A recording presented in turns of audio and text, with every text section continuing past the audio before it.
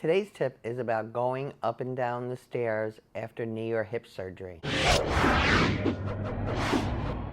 Hi, it's me, Linda Burhans, the gal who cares for the caregivers with love, laughter, and lessons learned. Today we have my friend Cindy from AE Corner, who's going to show you how to get up and down the stairs after hip or knee surgery. In this video, we are going to review the basic process of how to get up and down the steps after you return home from surgery. Before you leave the hospital, you need to make sure that you review with your physical therapist your specific situation. So let's get started. So this is how to use the walker when you're going up the steps. Doesn't matter if these steps are inside your house or outside your house when you're coming home. This is going to be demonstrated with a rail. If you have steps to manage that are multiple steps that don't have a rail, please have somebody with you on the opposite side of the walker to give you further support. So as you notice, the other thing I want to point out is depending on the depth of your step, sometimes when you turn the walker sideways, it doesn't fully fit on there as you're going up. I've actually put the wheels on the inside of this walker to reduce the width a little bit to give me a more firm support as I'm going up the steps. So when I approach the steps here, we're going to say my surgical leg is the right side. We're going to lead up with the good leg first. We're going to, in this circumstance, we're going to take the walker and we're going to turn it like this. We're going to place it right here on the step. Okay, so before you step up the step, you're going to give this a push to make sure that it's secure, and we're going to lead up with our good foot first. So we're going to push on the walker, grab the rail, push up, and bring our surgical leg up. Then we're going to take this walker, we're going to move it up the next step here. Again, we're going to test it to make sure it's okay. Then we're going to step up with our good leg first, and then our surgical leg. So this is demonstrating going down the steps with a rail and a walker. So again, my surgical leg is the right side. You're going to go down with the bad foot first. When you're doing this, you're going to again check this walker, make sure it's stable on the step before you put pressure on it. You put pressure on the rail and the walker. You're leading down with the surgical leg and then your good leg. Then you're going to advance the walker down. Now check it for security again. Down with the surgical leg, and then the good leg. So now I'm going to demonstrate how to use a cane going up the stairs.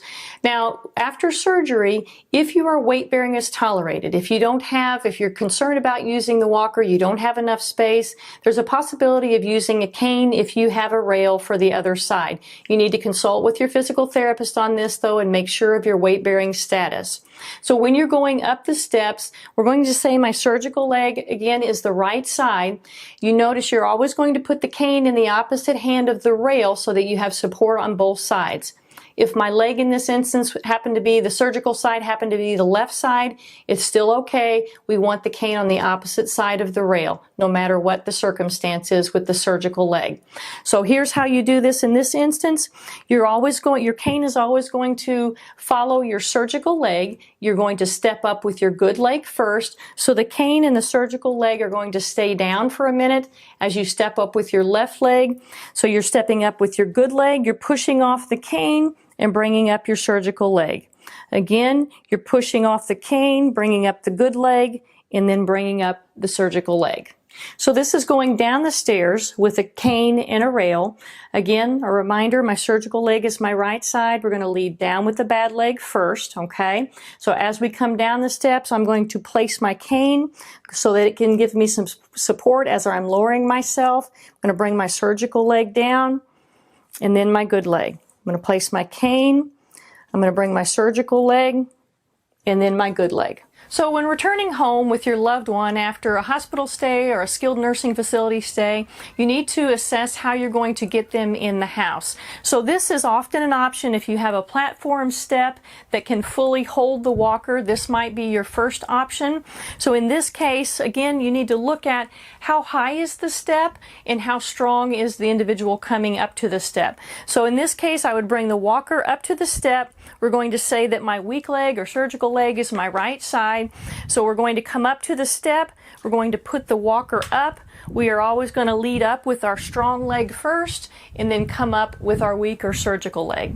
So now let's take a look at a second option. So a second option in coming up onto a platform step, and it seems to be what is being taught coming out of the hospitals more frequently, is to back up to the step with the walker. So you're going to get fairly close to it before you start backing up. You're going to turn this walker around, back right up to the step, and then again you're going to lead up with your strong leg. So my surgical leg is my right side, so what I'm going to do is step up with my left leg, push myself up with my arms and bring my right leg up, and then the walker comes up onto the platform. So that's a second option on coming up to a step like this. Now let's take a look at coming down the step. So when you're coming off of a step like this, it is a platform step, you're going to go forward off of this step.